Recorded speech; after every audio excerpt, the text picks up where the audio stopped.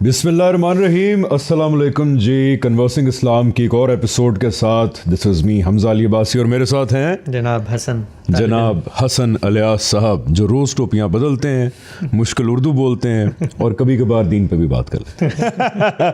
तो thank you so much यार।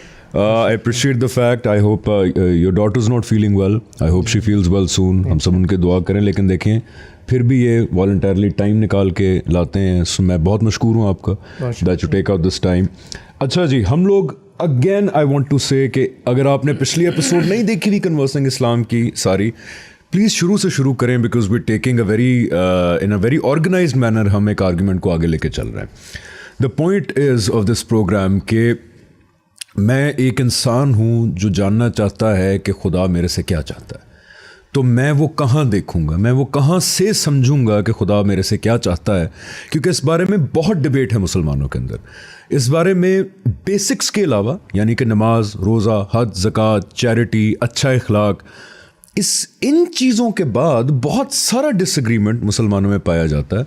और बदकिस्मती से अब बेहतर हो रहा है, सिचुएशन बेहतर हो रही है, लेकिन डिसएग्रीमेंट के हवाले से पिछले 200-250 साल से हमारा रवैया कुछ ज़्यादा अच्छा नहीं रहा.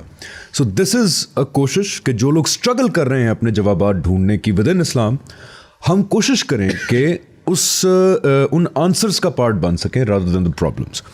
हम यहाँ तक पहुँचे थे कि number one source of, and this right now is addressing the Muslims और स्ट्रगलिंग मुस्लिम्स.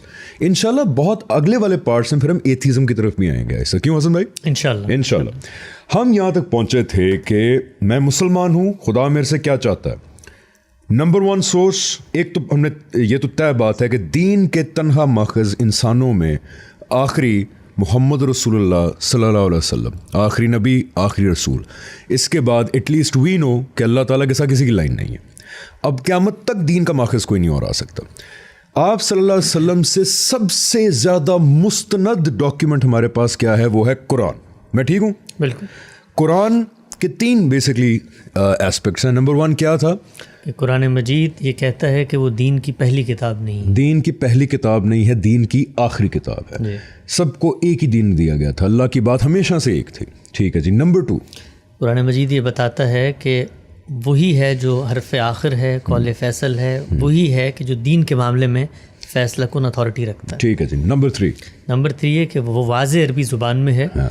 और उसके मफ़ाहीम, उसके मतालिब, उसका जो मुद्दा है, उसका जो मकसद है, वो बिल्कुल वाज़े दो टोक है. उसको समझने में कोई हरज या कोई परेशानी, कोई हरज नहीं. बिल्कुल ठीक है. यहाँ तक हम पहुँचे थे पिछली एपिसोड के अंदर. यहाँ से हम लोग इस बहस में गए थे अंदर. अब यहाँ से आई थिंक इंटरेस्टिंग होना शुरू हुई कि ठीक है, मान लिया कुरान सोर्स नंबर वन, मान लिया कि अरबी आसान में आया है, सब बातें मान ली. लेकिन हम मिसाल एक उठा रहे थे कि सबसे बड़ी तनकीद ये आती है कि कुरान को जैसे आप समझ रहे हैं, हम उस तरह क्यों समझें, हम उस तरह क्यों ना समझें जैसे आपसे पहले लोग समझते रहे हैं. बिकॉज हमारे थॉट के फ्रेमवर्क में जितनी पीछे जनरेशन्स जाते जाएंगे उतना अपेरेंटली इल्म ज़्यादा मुस्तनद होगा. ठीक है.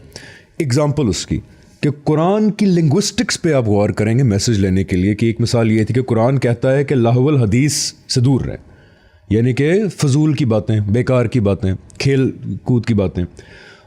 इस लफ्ज़ से लाहुल हदीस से इब्ने अब्बास रज़ी अल्लाह अन्हु ने मफ़हूम ये निकाला कि इसका मतलब है म्यूज़िकल इंस्ट्रूमेंट्स. ठीक है, मौसीकी. थोड़ा सा इब्ने अब्बास सहाबी हैं, ज़ाहिर बात आप सल्लल्लाहु अलैहि वसल्लम के सहाबी हैं, तो उन्होंने अगर ये मतलब निकाला तो आज हु आर यू और हु इज़ XYZ टू से कि नहीं, लाहुल हदीस का मतलब म्यूज़िकल इंस्ट्रूमेंट्स नहीं है. जी हसन भाई. जी बहुत शुक्रिया हमज़ा भाई, आपने अच्छा ख़ुलासा कर दिया. एक चीज़ जो मैं चाहता हूँ हर दफ़ा हम ख़ुद उसकी याद दहानी करवाएं सुनने वालों को, वो ये है कि जो हमारे आपके दरमियान गुफ्तगू हो रही है, इस गुफ्तगू का मकसद क्या है.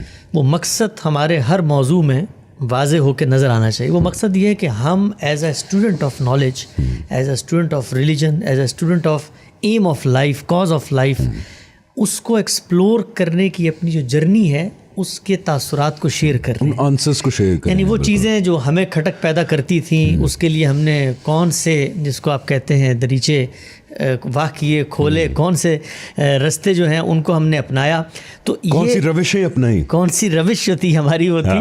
تو اس سب کا مقصد کیا ہے؟ اس سب کا مقصد یہ ہے کہ لوگوں کو انکریج کیا جائے کہ وہ سوالات جو ان کے ذہنوں میں پیدا ہوتے ہیں ان کو دبائیں نہیں, بالکل ڈریں نہیں, بلکہ ہمت کریں, حوصلہ کریں, آگے نکلیں, اور جو مختلف اوپینین سوسائٹی میں موجود ہیں ان کو ایکسپلور کریں. ہم لوگ, میں بطور طالب علم کبھی یہ دعویٰ نہیں کرتا کہ جو بات میں نے سمجھی ہے اب تک وہ بالکل آخری بات ہے, یہ قطعی بات ہے, یہ وہی ایبسولوٹ حقیقت ہے. نہیں, یہ ایک آن گوئنگ پروسیس ہے. تو یہ پروسیس ہے جس کی ہم دعوت دے رہے ہیں. اس میں جو ہم رائے پیش کر رہے ہیں, ممکن ہے وہ رائے جس صاحب سے منسوب کر کے پیش کر رہے ہو ممکن ہے غلط ہو, ممکن ہے ہماری بنائے استدلال یا جو چین آف آرگومنٹ ہے وہ کمزور ہو, لیکن مقصد لوگوں کو مذہب کے بارے میں انکریج کرنا ہے کہ اس کو سوچ و بچار کے ساتھ اپنی زندگی کا تازہ اور زندہ علم بنائیں, اعتراف بنائیں, ایکسپلور کریں. یہ آپ کی ڈسکوری ہو تاکہ کل خدا کے سامنے جب آپ پیش ہوں تو پوری کی پوری, جس کو آپ کہتے ہیں آپ کی روح, آپ کی طبیعت اس کو قبول کر رہی ہو. یہ مقصد ہے, اس کو ہم لے کے چل رہے ہیں. ہماری بحث یہاں تک پہنچی تھی کہ بطور انسان میں سوسائٹی میں جب جاتا ہوں مجھے آواز آتی ہے کہ آؤ لوگوں میرے پاس خدا کی کتاب ہے. میرا کتاب پر اطمینان ہو جاتا ہے تو میں کتاب کو کھولتا ہوں. کھولنے کے بعد کتاب مجھ سے یہ 3 باتیں کرتی ہے.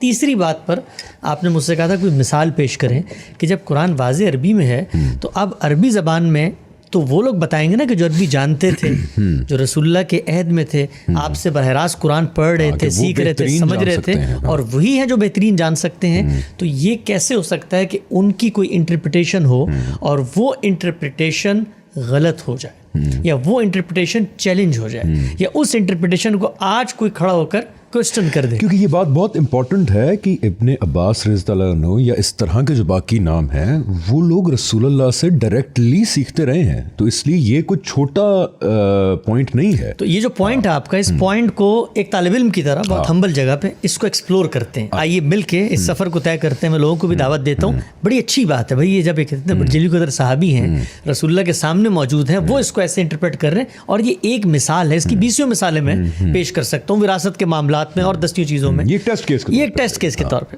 تو اب یہ کیسے ہو سکتا ہے؟ یہ بڑا سوال ہے. یہ میرے لیے بھی بڑا سوال ہے, یہ آپ کے لیے بھی بڑا سوال ہونا چاہیے. یعنی یہ یوں نہیں ہے کہ آپ یہ کہیں کہ میں تو اس سوال کو اٹھا کے پھینک دیتا ہوں جو کسی کی رائے. نہیں, آپ کو غور تو کرنا ہے, دیکھنا. یہ علم کا تقاضا ہے, دیانتداری کا تقاضا ہے, علمی دیانتداری کا تقاضا ہے. آپ دیکھیں دنیا کے اندر جب آپ کبھی کسی سائنسی میدان میں ڈسکوری کرنا چاہتے ہیں تو یہ نہیں ہو سکتا کہ اس میدان میں کسی نے کوئی رائے دی ہے, کوئی گفتگو کی ہے, تو آپ اس کو درخور اتنا نہ سمجھیں, یعنی اس کو اس قابل نہ سمجھیں کہ اس کے اوپر آپ غور کریں. تو ہم بھی اس پہ غور کریں گے. تو اب آئیے اس مثال کی طرف چلتے ہیں. پہلا مقدمہ کیا ہے؟ پہلا مقدمہ یہ ہے کہ اگر کسی صحابی نے کوئی رائے دی ہے تو وہ رائے غلط کیسے ہو سکتی ہے؟ یعنی آپ کی رائے ٹھیک ہے, ان کی رائے غلط ہے. اس مقدمے کو ذرا ڈی کوڈ کرتے ہیں, سمجھتے ہیں. صحابی کی رائے ہم تک کیسے پہنچی؟ کیا ابن عباس علیہ رحمت سے آپ کی ملاقات ہوئی کبھی؟ میری ملاقات ہوئی, معاشرے میں بیٹھے کسی شخص کی ملاقات ہوئی, وہ تو دنیا سے رخصت ہو گیا 14 سال پہلے. صحابی کا یہ نقطہ نظر مجھ تک پہنچا کیسے؟ صحابی کا یہ نقطہ نظر مجھ تک زبان کے ذریعے پہنچا, یعنی کسی شخص نے مجھے, جی کیونکہ ہم نے ٹیسٹ کیس لے رہے ہیں لاہول حدیث. آپ کہہ رہے ہیں کہ ابن عباس رضی اللہ عنہ کا یہ جو نقطہ نظر ہے, میں اس لیے روک رہا ہوں بیکاز ہم کہیں لاس نہ ہو جائیں.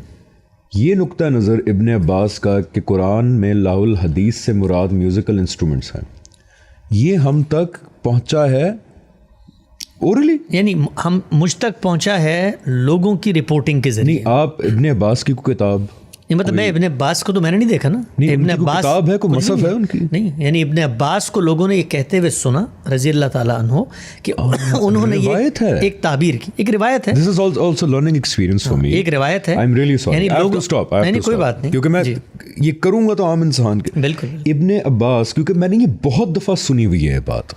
And by the way, this show is not scripted. It's not like ہم نے پہلے بات کی ہے آپس میں بھی کہ ابن عباس کی انٹرپریٹیشن کے لاول حدیث جو ورڈ ہے قرآن میں, اس کا مطلب میوزیکل انسٹرومنٹس ہے, ہمیں روایات کے ذریعے ملی ہے. روایت کے ذریعے ملتی ہے. میرے ذہن میں تھا شاید کوئی مصحف ہوگی. نہیں, تفسیری روایات.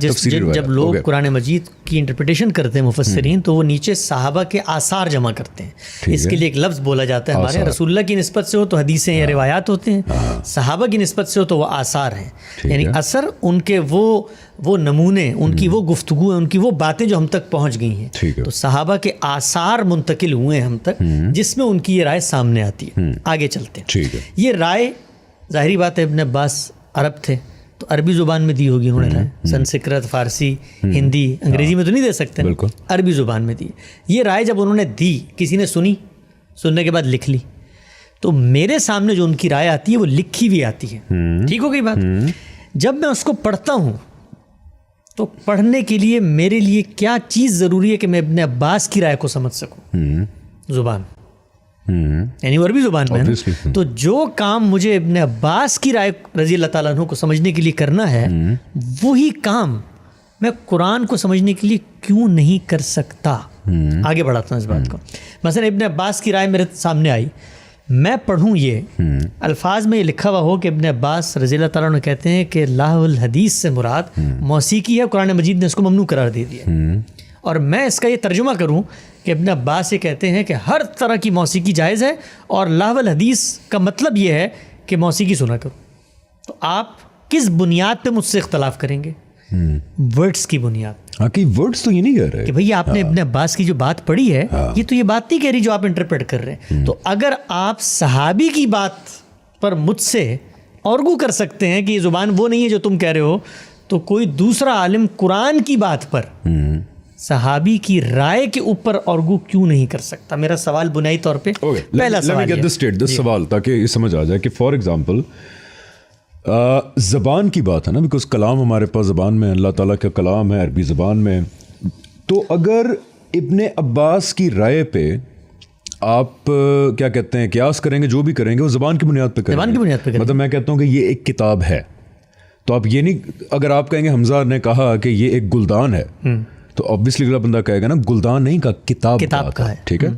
اس طرح آپ سمجھ رہے ہیں ابن عباس رضی اللہ عنہ کی روایت کو، تو اسی طرح آپ سمجھیں گے قرآن کی بات. جی، یعنی جو کام ہم نے ابن عباس رضی اللہ تعالیٰ عنہ کی بات کو سمجھنے کے لیے کرنا ہے، وہاں پر بھی وہی رکاوٹ ہے میرے سامنے جو آپ مجھ سے منوانا چاہتے ہیں قرآن کے باب میں کہ اس کی زبان تو تم نہیں جانتے. تو میں تو زبان ابن عباس رضی اللہ تعالیٰ عنہ کی بھی نہیں جانتا. تو اگر میں ان کی بات سمجھنے پر قدرت رکھتا ہوں، ظاہری بات ہے کس بنیاد پہ رکھتا ہوں؟ الفاظ کی بنیاد، زبان کی بنیاد پہ، جملے کی کمپوزیشن کی بنیاد پہ. آپ بتائیں گے یہ ورب ہے، یہ ایڈجیکٹو ہے، یہ ناؤن ہے، یہ پروناؤن ہے، اس سے مل کے ایک جملہ بنا ہے ابن عباس کا، وہ یہ بات کہنا چاہ رہے ہیں. تو جو کام آپ مجھ سے وہاں کروانا چاہتے ہیں، وہ کام میں بطور طالب علم آپ سے قرآن میں کیوں نہیں کروا سکتا؟ یہ پہلا سوال. آگے بڑھ سکتے ہیں. میں یہاں پہ آؤں گا، آپ کا میرا خیال ہے you are continuing with your point, right.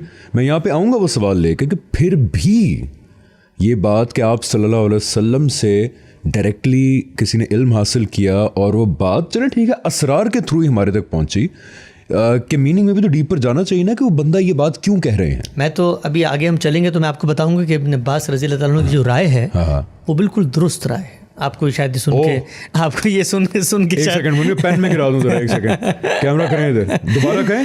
یہ ابن عباس رضی اللہ عنہ کی جو رائے ہے وہ قرآن کی روشنی میں بالکل درست رائے ہے. ابھی ہم آگے بڑھیں گے، اس پہ بڑھیں گے اور پھر پہنچیں گے اس طرح. پہلے جس کو آپ کہتے ہیں نا کہ اپنا جو سمت ہے اس کو واضح کریں. نمبر 1 ڈیسائیڈ ہو گیا کہ جو چیز قرآن کو سمجھنے میں چاہیے وہ ابن عباس رضی اللہ عنہ کی رائے کو سمجھ. وہاں بھی زبان ہے، وہاں بھی زبان. آگے چلیے. دوسرا مقدمہ کیا ہے کہ صحابہ سے منقول کا مطلب ان سے نریٹ ہوئی بھی کوئی بات ہم تک اگر پہنچتی ہے وہ غلط نہیں ہو سکتی. یہ ایک آرگومنٹ ہے نا، یعنی یہ ایک وہ غلط ہو سکتی ہے. آگے چلتے ہیں، اس کو ہم بتائیں گے. نہیں مطلب اگر ہسٹری ثابت ہو جائے کہ ٹھیک ہے، کیا تب بھی غلط نہیں ہو سکتی؟ اس کو خود صحابہ کیسے دیکھتے ہیں؟ ایک سیکنڈ، کہ صحابہ کی رائے ان اٹ سیلف کیا غلط ہو سکتی ہے؟ ہاں، یہ ایک سوال ہے. کیا وہ کسی دین کے معاملے میں، دین کی انٹرپریٹیشن کے معاملے میں غلطی کر سکتے ہیں یا نہیں کر سکتے؟ اس مقدمے کو بھی بہت ہمبل جگہ پہ بیٹھ کے بطور طالب علم ایکسپلور کریں. مثلا صحابہ اکرام رضی اللہ تعالیٰ عنہ کو اللہ تعالیٰ نے ارادے اور اختیار کی آزادی دی تھی یا نہیں دی تھی؟ کس کو؟ صحابہ کو دی تھی. بالکل. صحابہ کے اندر انسانی شخصیت کے جو اوصاف ہوتے تھے وہ موجود تھے یا نہیں تھے؟ بالکل تھے. اگر آپ یہ مانتے ہیں کہ وہ ایک زندہ آزاد ہستیاں تھیں تو اس کا مطلب یہ ہے کہ اللہ نے ان کو عقل دی تھی، دماغ دیا تھا، وہ سوچنے سمجھنے کی صلاحیت رکھتے تھے. اگر آپ یہ کہتے ہیں کہ ان سے دین کے معاملے میں کوئی ایسی انٹرپریٹیشن نہیں ہو سکتی جو دین میں اصل میں نہیں ہے، تو پھر آپ کو یہ کہنا چاہیے کہ اللہ تعالیٰ نے نبوت کا جو سلسلہ جاری فرمایا اس میں رسولوں کے ساتھ ساتھ صحابہ کرام کو بھی اللہ نے اس منصب پر فائز کیے جو انبیاء اور رسول کا منصب. اوکے یہاں پہ آئی ریممبر کہ بہت ساری تنقیدات بھی اور آراء بھی آتی ہیں جہاں پہ بہت سارا مواد پیش کیا جاتا ہے کہ جیسے میری امت آپ صلی اللہ علیہ وسلم سے بہت کال ایسوسیٹ کیے جاتے ہیں اور اس چیز کو جسٹیفائی کیا جاتا ہے کہ صحابہ سے رضی اللہ عنہ سے بہتر کوئی نہیں سمجھ سکتا دین.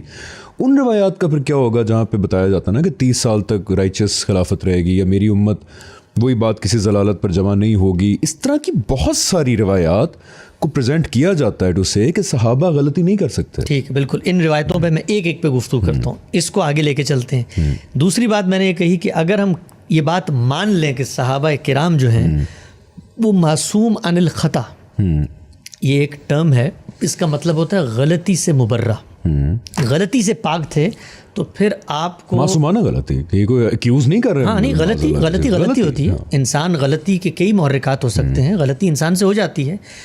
میں اس کی مثال دیتا ہوں آپ کو. خود صحابہ کا جو ذخیرہ ہے, ان کی زندگیوں کے احوال ہیں, پہلے تو وہ اس کی نفی میں کھڑے ہیں. پچھلا نقطہ میں نے کیا واضح کیا کہ اللہ تعالیٰ نے اپنی کتاب میں ایسی کوئی سند نازل نہیں کی جس میں اللہ یہ کہیں کہ میں نبی کو بھیجتا ہوں اور اس کے ساتھ ساتھ بعض صحابہ کو بھی مامور کرتا ہوں. وہ کیا تھا کہ نبیوں کے وارث پتہ نہیں صحابہ ہوں گے, ان کے علماء ہوں گے, اور میری امت کے علماء جو ہے بنی اسرائیل کے انبیاء کی طرح ہوں گے, تو وہ اس کو نہیں پیش کرتے کہ ہم لوگ غلط نہیں ہو سکتے. اس روایت پہ بھی آتے ہیں.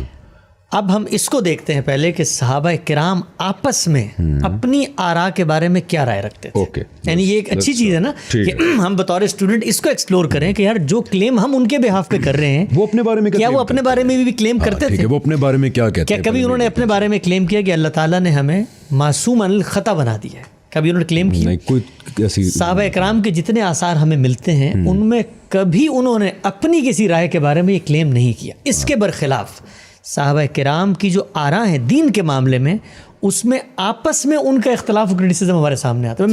دو مثال دیتا ہوں آپ کو.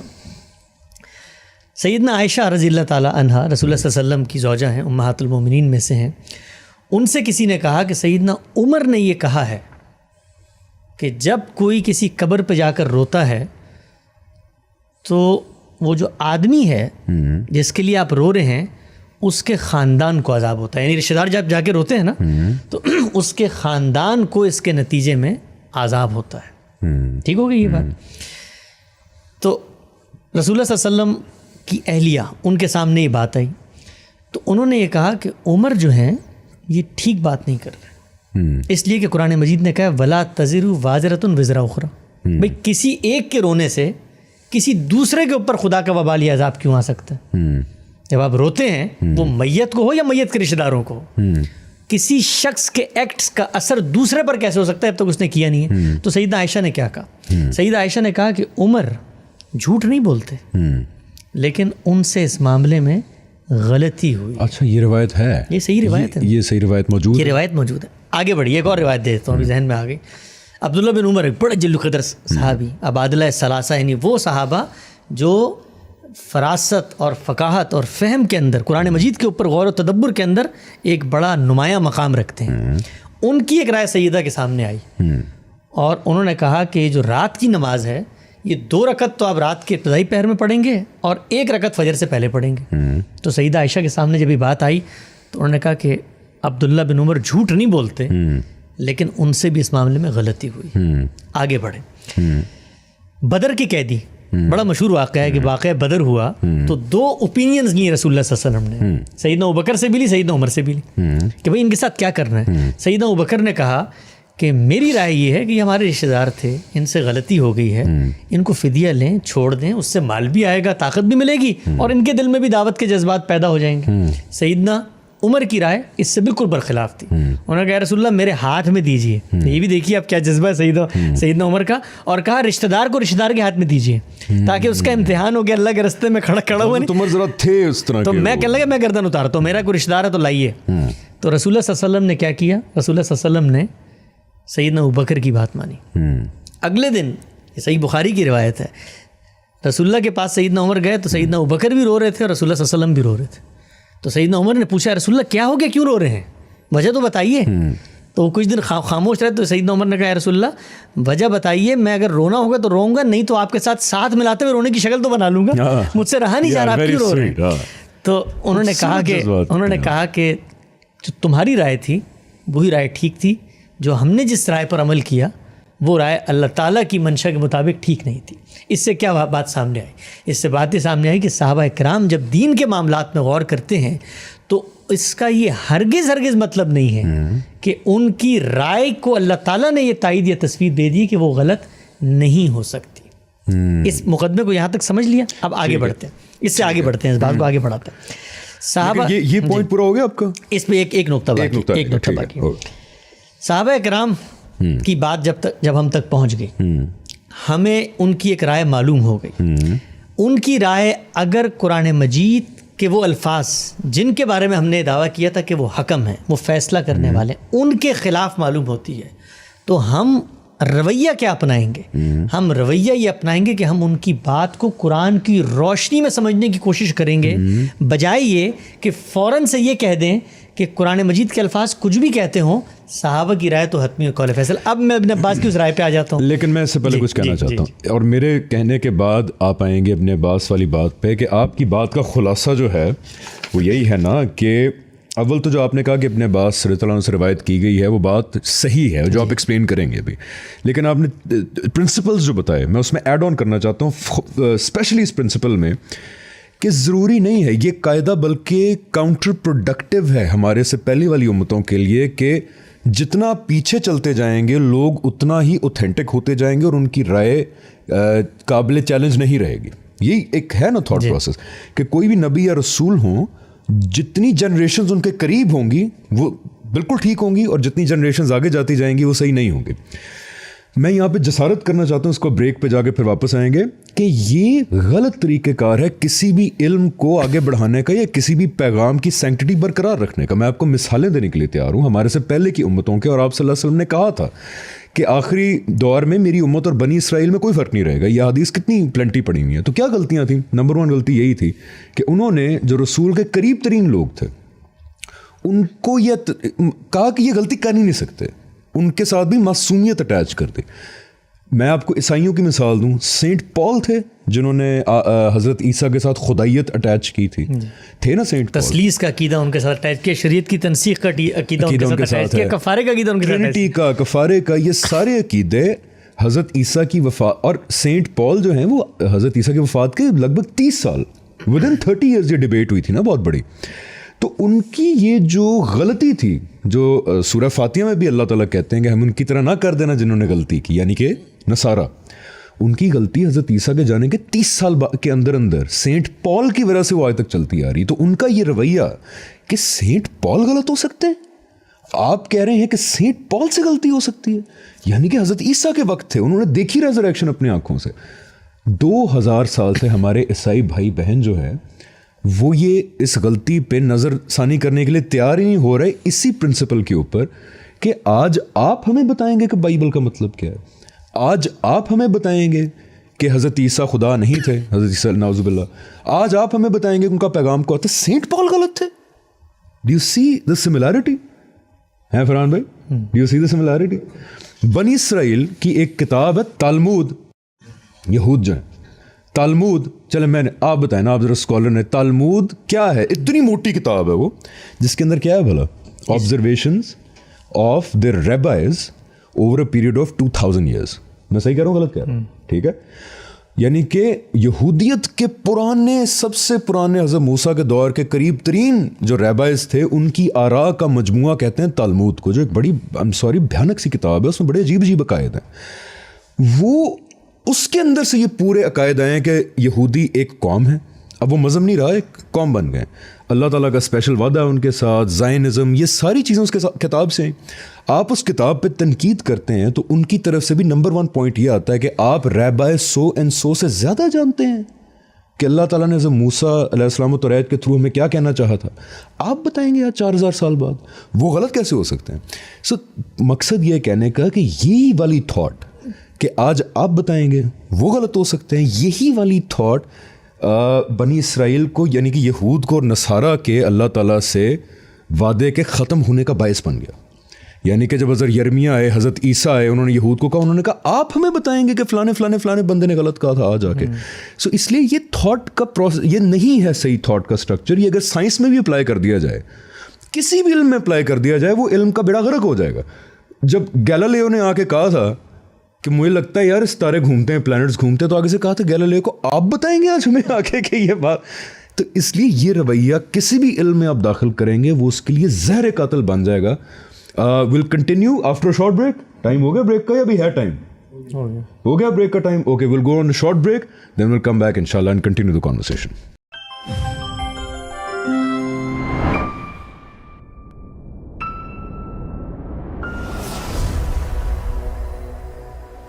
جی ویلکم بیک ٹو کنورسنگ اسلام.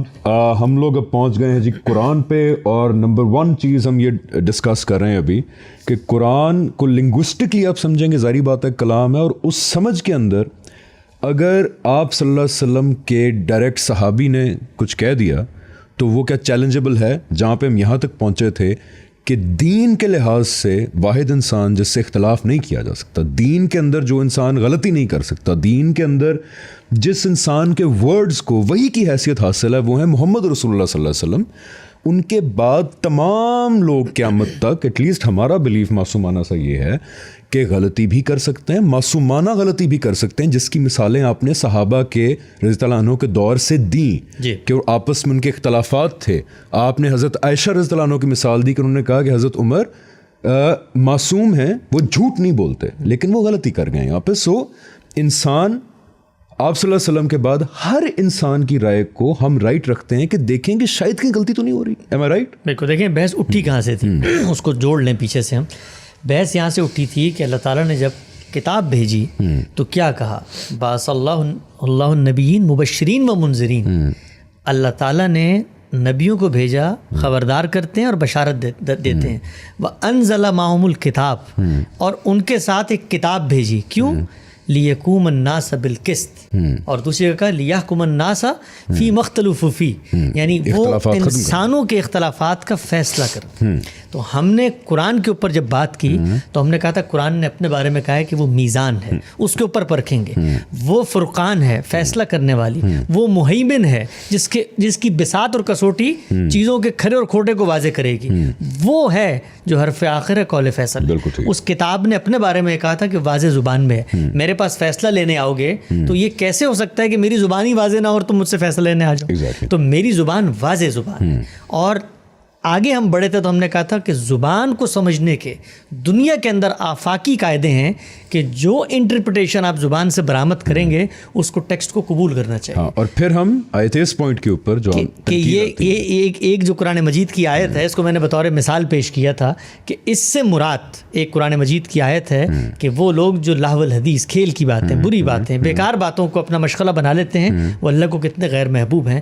تو اس کی انٹرپریٹیشن ایک صحابی نے کی اور کہا کہ اس سے مراد موسیقی ہے. تو اب ہوگا کیا, ہم نے گفتگو کی تھی کہ صحابہ کی آراء کے بارے میں یہ طے ہو گیا کہ اللہ نے انبیاء کو ایک مشن پہ مامور کیا ہے. صحابہ ان کے ساتھی ہیں, وہ سمجھیں گے, غور کریں گے, ان کی رائے جب ہمارے سامنے لوگ ہیں وہ ہم میں, یعنی دین کے سب سے بڑے عالم کے ساتھ اگر کسی کو وقت ملا ہے تو سب سے پہلے ہم دین پہ غور کرتے ہیں, ان کی باتوں کا جائزہ لیں گے. کیوں نہیں لیں گے جائزہ؟ میں نے عرض کیا تھا کہ اس کو یوں ہرگز نہ سمجھیں کہ یہ میری رائے بامقابلہ صحابی کی رائے ہے, یا یہ غامدی صاحب کی رائے بامقابلہ سیدنا عمر کی رائے ہے. نہیں, یہ قرآن مجید کی رائے بامقابلہ انسانوں کی رائے, اللہ کی رائے بامقابلہ انسانوں کی تفہیم اور انٹرپریٹیشن ہے. تو اب ہم کریں گے کیا؟ کریں گے یہ کہ قرآن کے الفاظ کی روشنی میں صحابہ کی آراء کا جائزہ لیں گے, اور اس یقین کے ساتھ لیں گے کہ یہ نہیں ہو سکتا کہ انہوں نے کسی غلطی کا ارتکاب کیوں کریں گے وہ ارتکاب. تو جب آپ اس زاویے سے قرآن کی طرف جائیں گے تو پھر قرآن کے الفاظ آپ کو انگلی پکڑ کے ان نتائج تک پہنچا دیں گے جس تک پہنچنے سے پہلے آپ نے قرآن کے مقابلے میں صحابہ کی رائے کو کھڑا کر دیا. بالکل ٹھیک ہے. جس کے ٹیسٹ کیس کے طور پہ ہم دیکھ رہے ہیں ابن عباس رضی اللہ عنہ کی رائے کو, جو کہتے ہیں لاول حدیث کا مطلب قرآن کی آیت کے اندر ہے موسیقی. تو میں نے آپ سے عرض کیا تھا کہ اگر آپ قرآن مجید پہ غور کریں تو ابن عباس کی رائے بالکل ٹھیک ہے.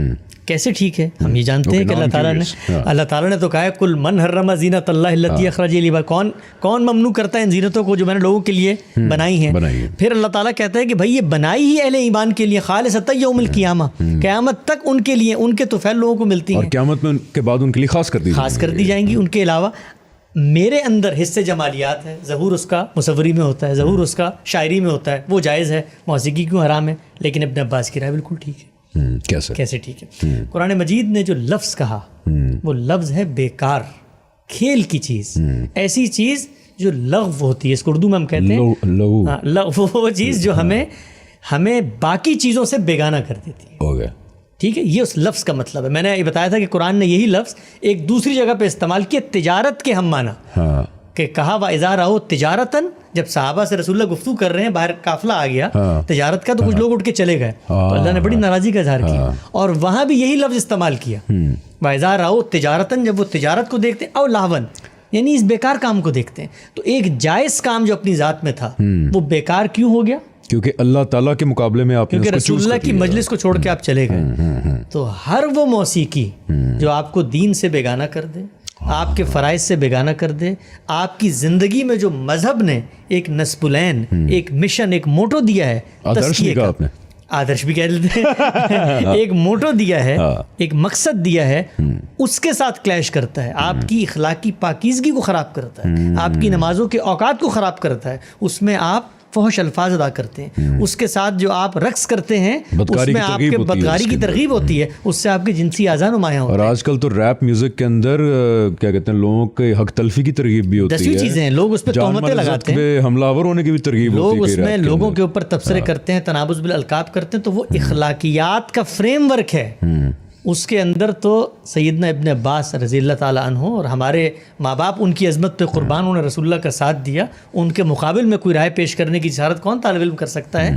لیکن کہنے کا مقصد کیا ہے کہ انہوں نے موسیقی کو شامل کیا، آپ شاعری کو کر سکتے ہیں، کوئی دوسرا آدمی تحریر کو کر سکتا ہے، کوئی تیسرا آدمی گفتگو کو کر سکتا ہے. یہ قرآن کے فریم ورک میں اور چیز لے آئیں کہ کوئی ایک انسان کریئر کو بھی کر سکتا ہے، کہ اگر آپ کی کریئر کی جستجو آپ کو اللہ تعالیٰ کی یاد سے ہٹا رہی ہے، آپ کی کریئر کی جستجو کی وجہ سے آپ کی نمازیں بھی چھوٹ رہی ہیں، آپ کا کریئر کی ایمبیشنز کی وجہ سے آپ اللہ تعالیٰ اور روز قیامت کی یاد سے غفلت آپ کو ہو رہی ہے، تو پھر آپ کا کریئر بھی آپ کے لیے وہ بن جائے گا لاول حدیث بن جائے. دیکھیں صحابہ بازاروں میں جا کر منادی کرتے تھے تاجروں کے سامنے، وہ کہتے تھے کہ التجار کسبۃ، اے تاجروں کیا یہ کمائی ہے جو حقیقی کمائی سمجھ کے بیٹھ گئے ٹھیوں کے اوپر کہ دولت آ رہی ہے اور ریل پیل ہے پیسے کی، یہ ہے تمہاری کمائی؟ من لم یتغنى بالقرآن لیس منا، جس کو قرآن کی دولت ملے اور وہ غنی نہ ہو وہ ہم میں سے نہیں. تو گویا دنیا کا ہر کام لاول حدیث بن سکتا ہے، لیکن اس سے وہ فی نفس ہی ممنوع نہیں ہوتا. تو ابن عباس نے جو بات کہی ہے اس کو جب میں انٹرپریٹ کروں گا تو میں کہوں گا کہ قرآن مجید کی بات کی 100% تائید ہے.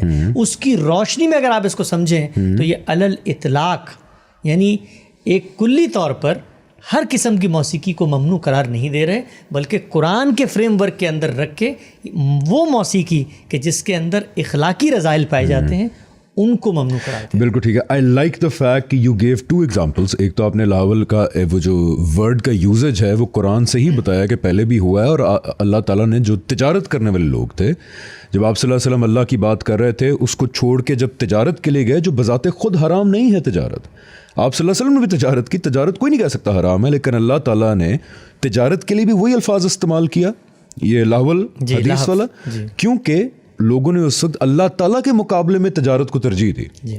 تو یہاں پہ بھی جب ابن عباس کہتے ہیں کہ لاول حدیث سے مراد میوزک ہے، تو اس کا مطلب یہی ہے نا کہ جو میوزک اللہ تعالیٰ سے زیادہ آپ ترجیح دیں کسی چیز کو، چاہے وہ میوزک ہو، وہ حرام ہے. مثال دیتے ہیں نا، نماز کا وقت ہے اور آپ موسیقی لگا کے سن رہے ہیں، اس موسیقی میں تو آپ علامہ اقبال کا کلام بھی سن رہے ہیں، بہت پاکیزہ ہے، تو وہ بھی لاول حدیث ہو جائے گا. اچھا، انٹرسٹنگ تھنگ ایک میں بتانا چاہتا ہوں، because this is a very detailed point. ایسے ہی میرے خیال ہے کہ ہمارا جو دین کو سمجھنے کا سٹرکچر ہے، فار ایگزامپل ابن عباس سے روایت کردہ یہ ایک ہمیں بات مل گئی، اس کے بعد احادیث کے ذخائر کے اندر معزف والی حدیث بھی پائی جاتی ہے، اس کے علاوہ بھی 2-3 حدیث پائی جاتی ہیں، وہ بھی روایات ہیں. تو پھر ہمارا دین کو دیکھنے کا زاویہ یہ بن گیا ہے کہ ہم نے ابن عباس رضی اللہ عنہ کی پہنچی ہوئی بات اور روایات میں پہنچی ہوئی بات سے قرآن کو سمجھنے کی کوشش کی rather than کہ قرآن کی روشنی میں باقی چیزوں کو سمجھیں. دیکھیے قرآن مجید اس کی sorry to cut you off. اس کی مثال یہی ہے نا کہ قرآن کے اندر کہیں پہ بھی نہیں آیا کہ موسیقی حرام, کہیں پہ بھی نہیں آیا نا. قرآن سے جب آپ سٹرکچر لے لیتے ہیں سورہ اعراف آیت نمبر 33 کا کہ اور ان سے کہہ دو ہم نے صرف یہ 5 چیزیں حرام کی ہیں, اس کے علاوہ obviously کھانے پینے کی چیزیں مینشنڈ ہیں جیسے سور ہے یا شراب ہے. تو جب آپ قرآن کا فریم ورک لے کے روایات کو سمجھتے ہیں تب آپ صحیح نتیجہ پہنچنے کے امکان ہے. فار ایگزامپل قرآن نے کہا سورہ اعراف میں ہم نے 5 چیزیں حرام کی, آپ نے کہا ویری گڈ, زبردست. اب ہم جاتے ہیں روایتوں کو دیکھنے کے لیے. اب جب بھی آپ صلی اللہ علیہ وسلم کہیں گے میوزیکل انسٹرومنٹس تو ہم واپس قرآن سے کے لینس سے دیکھیں گے نا.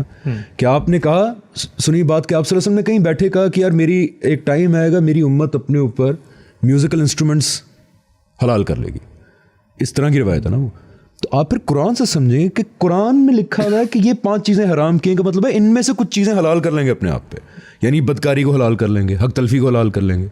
یہی میں صحیح پہنچا ہوں. جی دیکھیں کیوں صحیح پہنچے آپ, اس لیے کہ اگر ہم نے ایک کتاب کو یہ اتھارٹی دے دی ہے کہ اس کی بات فیصلہ کرے گی تو پھر تو آپ کی بات ٹھیک ہے. اس کے بیانات ہیں جو ایک 4 کارنرز بنائیں گے, اس کے بیانات ہیں جو ایک کینوس دیں گے, اس کے بیانات ہیں جو ایک پرنسپل اور اصول دیں گے, اس کی روشنی میں چیزوں کو سمجھا جائے گا تو اس کی حاکمیت برقرار رہے گی. اوکے سو دس از فرق صرف اتنا ہے, میں اس لیے کہہ رہا ہوں بیکاز یہی ایک فرق ہے میرے خیال سے جو ہمیں میکس اس سیم لائک کہ ہم کو بہت عجیب سی بات کر رہے ہیں کہ یہ ہے قرآن. باقی ٹریڈیشنل تھنکنگ پروسیس میں کیا ہوتا ہے کہ یہ ہیں روایات, ہسٹوریکل انفارمیشن بھی ہے اس میں, حدیث بھی ہیں اس میں, صحابیوں کی روایات بھی ہیں رضی اللہ عنہ کی. ان کی روشنی میں آپ دیکھ کے قرآن کیا کہہ رہا ہے, روایت یہی نقطہ نظر ہے. ہم کہتے نہیں الٹا کرو کہ قرآن کہہ رہا ہے کہ میں قطعی حجت ہوں, اللہ تعالیٰ کا لٹرل ورڈ ہوں اسی زبان میں آپ کے پاس. آپ اس کو اوپر رکھ کے باقی چیزوں کو نیچے دیکھیں کہ اب یہ قرآن ہے, اب اس کی روشنی میں ہم دیکھیں گے تمام ہسٹوریکل ریکارڈ, صحابہ کی رائے ہو یا آپ صلی اللہ علیہ وسلم کی کوئی کہی ہوئی بات ہم تک پہنچے تو ہم قرآن کی روشنی میں اس کو دیکھیں گے. میرا خیال ہے صرف اتنا ہی فرق ہے. کیا میں ٹھیک پہنچا ہوں؟ جی ٹھیک ہے. اس پہ لوگ عام طور پہ یہ ایک اعتراض کرتے ہیں, اس کو ہم یہ ایڈریس کر لیتے ہیں. وہ یہ کہ آپ کی کمپیٹنس کیا ہے. صحابہ کو تو چلے عربی آتی تھی اور باقی چیزیں تھیں, تو یہ بات یہاں پر واضح ہے کہ جب ہم کہتے ہیں نا ہم دیکھیں گے تو اس سے مراد وہ ہوتی ہے کہ وہ اہل علم جنہوں نے دین کو اپنے غور و فکر, اپنے تحقیق کا موضوع بنا لیا ہے, جو زندگی اس میں گزارتے ہیں, وہ تمام چیزیں ظاہری بات ہے ان کو سیکھنی ہے. وہ ٹولز سے اکوپڈ ہوں گے تو قرآن میں جائیں گے نا, وہ زبان ان کو آنی چاہیے. یعنی اس کا یہ ہرگز مطلب نہیں ہے کہ مثلا آپ اپنے گھر سے زبان ایجاد کر کے کل کہیں کہ میں صحابہ کی چیزوں کو چیلنج کر رہا ہوں. نہیں, آپ کو بھی اس پروسیس سے گزرنا ہے جس پروسیس سے وہ گزرے ہیں. یعنی وہ زبان جانتے تھے, آپ کو زبان جاننی ہے. وہ اگر دین کے جتنے سورسز ہیں ان سے واقف تھے تو آپ کو بھی واقف ہونا ہے. آپ نے پورے قرآن کو ہولسٹکلی دیکھنا ہے. آپ کو پتہ ہونا چاہیے کہ لفظ کا معنی کیا ہے, جملے کی ساخت کیا ہے, کلام کیسے آگے بڑھتا ہے, نظم کیا ہے, سورہ کیا ہے, مرحلہ کیا ہے. یہ سب چیزیں جان کے آپ بات کریں گے. تو لوگ عام طور پہ اس کو انٹرپریٹ کرتے ہیں کہ ایک سڑک پہ چلنے والا آدمی آج کھڑے ہو کے صحابہ کی آراء کو چیلنج کر رہا ہے. یہ ہرگز مراد نہیں ہے. مراد یہ ہے کہ اہل علم جب قرآن پہ غور کریں اور قرآن کے الفاظ اگر ایک بات کہہ رہے ہیں تو آپ صحابہ کی بات کو اس کی روشنی میں سمجھا جائے گا. میں ایک اور نقطہ بیان کرنا چاہتا ہوں, وہ یہ کہ قرآن کی حاکمیت, یہ قرآن کو جب ہم کہتے ہیں اس کی برتری ہے, سورسز سے بات شروع ہوئی تھی نا. قرآن مجید کے بعض ایسے مقامات ہیں جو ٹیسٹ کیس سٹڈی ہیں لوگوں کے لیے. اس میں یہاں تو دیکھیں لاہو الحدیث میں لفظ کی بحث ہے, مجھے گفتگو کرنی پڑی اور بتانا پڑا کہ وہ کس چیز یا کس پس منظر میں بات کر رہے ہیں. قرآن مجید کے کچھ ایسے احکام ہیں جو میتھمیٹکس پہ مبنی ہے. لا آف انہیریٹنس جیسے میراث کا قانون. میں اس کی تفصیل میں یہاں نہیں جاؤں گا, لیکن لوگوں کو میں صرف یہ بتانا چاہتا ہوں کہ آپ اس کی تفصیل جلد, ایک سیریز ہے اس کے اندر آپ دیکھ بھی لیں گے, انشاءاللہ ہم اس کو جلد لانچ بھی کریں گے. وہ بتاتی کیا ہے, وہ بتاتی ہے 2 اور 2 4 کی طرح کہ اللہ میاں نے کہا کہ مثلاً 10 روپے ہیں, ان میں سے 5 ایک کو دو, 4 ایک کو دو, پیچھے کتنے بچ گئے؟ 1 روپیہ. تو ایک انٹرپریٹیشن ہے قرآن کی, وہ کہتی ہے کہ آخر میں 3 ایک کو دو, تو 10 میں سے 12 روپے تو تقسیم نہیں ہو سکتے نا. تو یہ انٹرپریٹیشن بڑے سے بڑے نام کے ساتھ بھی منسوب کی جائے تو میتھمیٹکس کے قاعدوں پہ پوری نہیں اترتی، جس کے لیے پھر پرنسپل آف آل وہ کیا گیا، جس کا حل پھر نکالا گیا. لیکن میں بتانا کیا چاہتا ہوں، وہ انشاءاللہ وہاں پر آپ کی اسٹڈی کو دیکھ لیں گے. بتانا کیا چاہتا ہوں، بتانا یہ چاہتا ہوں کہ اتنی واضح چیز ہوتی ہے بسا اوقات کہ وہ واضح چیز کا انکار ایک 3 سال کا بچہ بھی کر دے گا. جب آپ اس کو سمجھائیں گے نا کہ بھائی 10 میں سے 12 روپے نکل سکتے ہیں، وہ کہے گا نہیں نکل سکتے. آپ جس کا نام لے نہیں نکل سکتے، تو آپ دنیا کو کیا بتائیں گے؟ تو قرآن مجید کی حاکمیت کا مطلب یہ ہے کہ قرآن کو یہ اتھارٹی دیں کہ اس کے الفاظ کی روشنی میں اپنے تصورات، اپنے ائمہ کے تصورات، اپنے مسلک کے تصورات اور صحابہ کے تصورات، ان سب کا ہم جائزہ لیں گے. کیونکہ قرآن خود یہی کہہ رہا ہے نا، اللہ تعالیٰ خود اس کتاب کے بارے میں یہی کہہ رہے ہیں کہ اس کی روشنی میں باقی چیزوں کو دیکھا جائے گا رادن کیا ضرورت. آخر میں اس حدیث کو زیر بحث لے آتے ہیں اور پھر انشاءاللہ خاتمے کی طرف بڑھتے ہیں. لوگ عام طور پہ کہتے ہیں کہ جب رسول اللہ صلی اللہ علیہ وسلم نے فرما دیا ہے کہ لا تجتمع امتی علی الضلالہ، تو یہ روایت اگرچہ آگے جب ہم اجماع ٹرانسلیٹ کرنے پہلے کہ میری امت کبھی بھی گمراہی پر جمع نہیں ہوگی، تو یہ اگرچہ آگے زیر بحث آئے گی روایت اجماع کے دلائل کے اندر. لیکن یہاں چونکہ صحابہ سے منسوب ایک بات ہے، اگر تمام صحابہ کی یہ رائے ہوتی کہ لاول حدیث سے مراد موسیقی ہے، تو کیا تب بھی ہم یہ کہتے کہ ہم قرآن کی روشنی میں اس کو دیکھیں گے؟ کیونکہ رسول اللہ نے تو بشارت دے دی ہے لا تجتمع امتی علی الضلالہ، تو تب بھی ہم یہی کہتے کہ قرآن کی روشنی میں تمام کے تمام صحابہ کی آراء کا جائزہ لیا جائے گا، تمام کے تمام علماء کی آراء کا جائزہ لیا جائے گا. جہاں تک تعلق ہے روایت کا، تو روایت اگر قرآن کو مان لیں حاکم اور روایت پہ غور کریں، تو روایت وہ بات بیان ہی نہیں کر رہی جو روایت سے اخذ کی جا رہی. بہت سادہ سی بات رسول اللہ بیان کر رہے ہیں، وہ یہ کہ میری امت، یعنی یہ دین کسی فرد کے کان میں چھوڑ کے نہیں جا رہا. کسی کتاب سے تمہیں دین نہیں ملے گا، کسی محدث نے کہیں سے کسی سے حدیث لے لی ہے راوی سے، تو وہ دین کو ثابت نہیں کرے گی.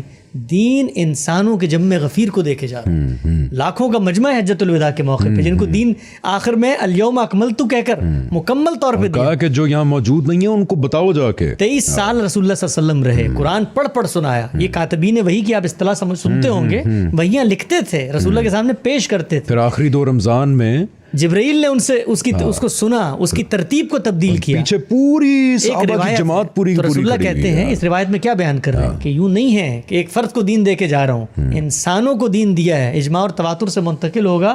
یہ کبھی نہیں ہو سکتا کہ پوری کی پوری امت غلط بات پہ جمع ہو جائے. ہمیشہ کچھ لوگ رہیں گے جو صحیح بات کرتے رہیں گے. تو اس سے ہوا کیا، لوگوں نے مفہوم مخالف نکالا. اچھا اگر جمع ہو گئے ہیں تو غلط کیسے ہو سکتے ہیں؟ رسول اللہ یہ نہیں فرما رہے، رسول اللہ فرما رہے لا تجتمع امتی علی الضلالہ، میری امت کے سب لوگ. بات ہے ہاں کہ میرے خاندان والے سارے کے سارے مل کے میرے ساتھ کچھ غلط تو نہیں کر سکتے. کا مطلب یہ نہیں ہے کہ سارے خاندان نے اگر میرے ساتھ کچھ کر دیا وہ غلط ہو ہی نہیں سکتا. کا مطلب یہ ہے کہ کوئی نہ کوئی لوگ ہوں گے جو کہیں گے یار بیچارے کے ساتھ کیا کر رہے ہو تم لوگ. یہ بات ہے. اور پھر میں کہتا ہوں یہ بات نہ بھی ہوتی تب بھی ہم قرآن کی روشنی میں، اور پھر میں مکرر عرض کر دوں لوگوں کو یہ تاثر نہ جائے جو ہمارے ہاں عام طور پہ ایک تاثر ہے کہ قرآن کا لفظ کہہ کر یہ لوگ نفی کرتے ہیں پیغمبر کی. ہم نے جب سورسز کی بات شروع کی تھی تو میں نے کہا تھا یہ کتاب میرے لیے قابل التفات اس وقت بنتی ہے کہ جب محمد رسول اللہ صلی اللہ علیہ وسلم کی مہر تصدیق ثبت ہوتی ہے کہ وہ یہ کہتے ہیں کہ یہ وہ کتاب ہے جو میں نے دی ہے. میں تو اس کتاب کو کھول کے بھی نہیں دیکھوں گا اگر پیغمبر کے ساتھ اس کی نسبت ثابت ہے. بالکل. اور یہی ہمارے کلمے کی بھی بیس ہے کہ پہلے میں مانتا ہوں کہ اللہ ایک ہے اور آپ صلی اللہ علیہ وسلم یعنی کہ محمد ابن عبداللہ کو میں محمد رسول اللہ مانوں گا تو تب یہ کتاب اوتھینٹک ہوگی نا میرے لیے. تو اس لیے یہ سب سے مستند ڈاکیومنٹ جو آپ صلی اللہ علیہ وسلم کے تھرو ہم تک پہنچا وہ یہ قرآن ہے. ہم مانتے ہیں یہ ورڈ آف گاڈ ہے. یہ اپنے بارے میں خود کہتا ہے کہ میری روشنی میں میرے لینس کے اندر رہ کے تم تمام باقی چیزوں کا فیصلہ کرو گے. اس لیے تمام ہماری 435 سال سے زیادہ کی ہسٹری کے اندر اسی کو سورس نمبر 1 تسلیم کیا جاتا ہے. بٹ لیٹ می سے کہ کہنے کو سورس 1 ہے، کہنے کو یہ سورس نمبر 1 ہے، لیکن let me say this is not the number 1 source in our traditional Islamic thought. کیونکہ قرآن کو انڈیویجولی پڑھنے کی تو ہم نے روایت ختم ہی کر دی آلموسٹ. ہم کہتے ہیں کہ نہیں، قرآن سمجھ نہیں آ سکتا آپ کو جب تک آپ سورس نمبر 2 3 اور 4 کو نہ پڑھیں، آپ قرآن سمجھ نہیں سکتے. سو اس لیے لیٹس آسک دس کویسچن کہ کیا واقعی ہم نے قرآن کو اپنی تاریخ میں، پوری اسلامی تاریخ میں، کیا واقعی ہم نے وہ جگہ دی اس کو جو ہم کہتے ہیں کہ ہم دیتے ہیں، یعنی کہ نمبر 1 سورس. کیا ہم نے دی شارٹ کامنٹ؟ کیا ہم نے جگہ قرآن کو دی پچھلے آنیسٹ فرینک آنسر 400 سال کے اندر جو ہم کہتے ہیں کہ قرآن ہے؟ دیکھیے اس سوال کا ریپڈ فائر جواب دینا تو میں ایک غیر علمی جواب سمجھوں گا. اس کی وجہ یہ ہے سمرائز جواب نہیں, وہ یہ ہے. اس کی وجہ کیا؟ اس کی وجہ ہے کہ جس طرح میں نے پہلی قسط میں عرض کیا تھا, آپ کو یاد ہوگا کہ امت کی ایک علمی روایت ہے, وہ بھی قرآن مجید کو خدا کا کلام مانتے ہیں. ان کے سامنے ایک پرابلم پیش آئی ہے, وہ یہ کہ یہ کیسے ہو سکتا ہے کہ قرآن ایک بات کہے اور جو قرآن لے کر آیا ہے اس سے منسوب دوسری بات ہو. اس پرابلم کا حل نکالتے ہوئے انہوں نے, پھر عرض کروں گا, ایک اجتہاد, ایک ان کا رویہ جو سامنے آیا, وہ رویہ یہ تھا کہ ہم تطبیق پیدا کریں گے اور غور کریں گے کہ اگر قرآن مجید نے کوئی بات اس اسلوب میں کہی ہے کہ اس کی انٹرپریٹیشن کی گنجائش باقی ہے تو پھر تو ان روایات کو ایڈجسٹ کر لیا. تو روایتوں کی ایڈجسٹمنٹ کا رویہ, ایڈجسٹمنٹ کی رویہ ہمیشہ سے سامنے آیا. جیسے کہ ایک مثال اس کے بعد پروگرام ریپ اپ آج کا کرتے ہیں کہ جیسے قرآن کے اندر آتا ہے کہ اڈلٹرس مرد اور اڈلٹرس عورت اگر پکڑی جائے تو ان کو کوڑے مارے جائیں. قرآن میں شادی شدہ یا غیر شادی شدہ کا ذکر نہیں ہے, لیکن بعد میں لوگوں کو روایت ایک مل گئی آپ صلی اللہ علیہ وسلم سے منسوب کہ کوئی شادی شدہ تھا تو آپ نے سنسار کروایا. تو ہماری علمی تاریخ میں پھر اس کو مینج کرنے کے لیے, یہ آپ نے صحیح الفاظ یوز کیا ہے کہ روایات کی مینجمنٹ, ہم نے کہا کہ اچھا ٹھیک ہے, قرآن کہہ رہا ہے کہ غیر شادی شدہ ہوں تو کوڑے, شادی شدہ ہوں تو سنسار کر دو. تو یہ ایک روایت کی مینجمنٹ کا ایک مثال میرے سامنے جو ابھی جلدی سے آئی, میں نے بتا دیا آپ کو. سو میرا خیال ہے کہ اب وہ وقت آ گیا ہے کہ اگر ہم یہی رویہ آگے لے کے چلیں گے حسن بھائی, دنیا کو ہم نہیں پیغام اللہ کا پہنچا پائیں گے, because there are a lot of discrepancies. اس طرح کی باتیں مجھے میرے ارلی ٹائم پہ پتہ چلی تھی. کتنا ٹائم رہ گیا ویسے؟ 5 منٹ ہے نا, یہ بہت امپورٹنٹ ہے. مجھے میرے ارلی ٹائم پہ پتہ چلی جب یہ باتیں کہ رجم کی سزا کی, ایک مثال دے رہا ہوں, آیت آئی تھی لیکن وہ بکری کھا گئی. یہ ہے کون سی حدیث مبارکہ کی کتاب؟ وہ آیت بھی بیان کی جاتی ہے کہ الشیخ والشیخۃ اذا زنیا فجلدوا کل منہما 100 جلدہ, البتہ تھا. تو اب دیکھیں نا پرابلم کیا ہوتا ہے. پرابلم یہ ہوتا ہے کہ ایک چیز کو جب آپ روایت کے طور پہ قبول کر لیں اور اس کو ترجیح دیں تو پھر بہت ساری اس طرح کی مسٹیکس ہوں گی کہ پھر آپ قرآن مجید, اور یہ جو میں نے پچھلی مثال دی تھی اس کے اندر بھی آپ دیکھیں کیا ہوا ہے. جب آپ انشاءاللہ وہ سیریز دیکھیں گے, اینیمیٹڈ سیریز جو ایز اے کیس اسٹڈی ہے, وہ آپ کو بتائے گی.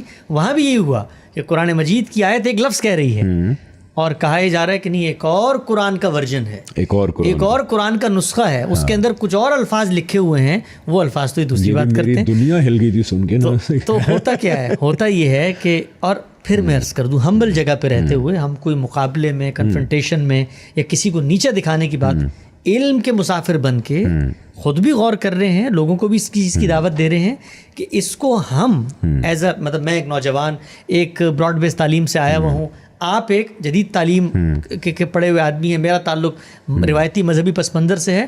ہمارے سامنے یہ کچھ سوالات آئے ہیں, ان سوالات کے جواب ہمیں اہل علم علماء بھی دیں گے, ہم ان کے پاس بھی جائیں گے, ان سے بھی پوچھیں گے, اگر وہ مطمئن کر سکے تو ہم ان کی بات کی پیروی کریں. لیکن جو ابھی تک ہم دیکھ چکے ہیں, دیکھیں نا, پھر لوگ یہ نہ سوچیں گے ابھی تک کسی اور عالم کے پاس گئے نہیں, گئے ہوئے ہیں لیکن وہاں سے ہمیں آنسرز مطمئن نہیں کر سکتے. میں کہتا ہوں یہ بھی نہیں کہنا چاہیے, ہم تو یہ کہیں گے کہ ابھی تک اطمینان نہیں ہوا, ابھی تک نہیں ہو سکتا ہے اور ہمیں جانا بھی چاہیے. آگے اگر ہوگا ہم نظر رکھیں گے. ابھی دیکھیے جب تک ہماری قسطیں گئی ہیں 4 5 6 ہو چکی ہیں, تو بہت سارے لوگوں نے نیچے سوال اٹھایا ہے, اور میں دیانتداری سے عرض کرتا ہوں کہ میں نے ان کمنٹس کو, مجھے موقع ملا دیکھنے کا, میں نے ہر کمنٹ کو اسی روشنی سے دیکھا کہ بھائی مطلب ممکن ہے, کیونکہ بات کیا ہے, دیکھیں بات کیا ہے, ہم یہاں پر کوئی جس کو آپ کہتے ہیں نا وہ جو کیا ہوتا ہے, وہ QVC کے جو شو ہوتے ہیں پروڈکٹ بیچنے کے لیے, ہم یہاں اس لیے نہیں بیٹھے ہوئے, ہم یہاں اس لیے نہیں بیٹھے ہوئے کہ یہ مثلا غامدی سینٹر ہے, یہ غامدی صاحب کی شخصیت ہے, یا حمید الفرائی تھے. بھائی میں نے اپنی خبر میں جانا ہے, آپ نے اپنی خبر میں جانا ہے, مجھ سے میرے علم کے بارے میں سوال ہوگا, آپ سے آپ کے علم کے بارے میں سوال ہوگا. ہم نے کسی فرقے کی مشہوری کا اشتہار نہیں بننا, یا ہم نے یہ نہیں کہنا کہ بھائی روایتی ایسے اور جدید ایسے اور قدیم ایسے. ہم دین کے سچے طالب علم بن کے لوگوں کو وہ ایٹیٹیوڈ سکھائیں, وہ رویہ سکھائیں کہ چیزوں پر غور کرنا کیسے. بالکل, اور اس ایٹیٹیوڈ کی وجہ سے ہی ہم لوگ علمی طور پہ دین کو اگر سمجھ گئے تو جس طرح آپ نے پہلے حسن بھائی کہا تھا کہ پھر دین ہمارے لیے کچھ پریکٹسز نہیں ہوگا, دین ہمارے لیے ایک اعتراف بن جائے گا, اور اس کو اب اعتراف بنانا ضروری ہے. اگر نہ بنایا گیا تو پھر ہم ایسے ہی, مجھے خدشہ یہ ہے کہ کلچرل مسلمان ٹائپ زون میں ہی نہ رہ جائیں کہیں, جو بڑی بدقسمتی ہوگی. سو اس علم کی جستجو کو کنٹینیو کریں گے. آئی تھنک قرآن ہم نے کافی حد تک جتنا کر سکتے تھے. جی اس میں بس ایک پہلو جو سنت کا زیر بحث ہے کہ خود قرآن جو ہے وہ سنت. So I think in the next episode ہم تھوڑا سا سنت کی طرف موو ہونا شروع ہو جائیں گے. بالکل ٹھیک ہے جی. لیٹس ہوپ کہ ہم علمی طور پہ اپنے سارے سوالات کے جوابات ڈھونڈ پائیں, تاکہ خدا, قیامت, جنت, دوزخ, اکاؤنٹیبلٹی, یہ سارا ہمارا اعتراف بن جائے rather than کہ just a few practices. So inshallah see you in the next episode. السلام علیکم ورحمۃ اللہ وبرکاتہ. وعلیکم السلام.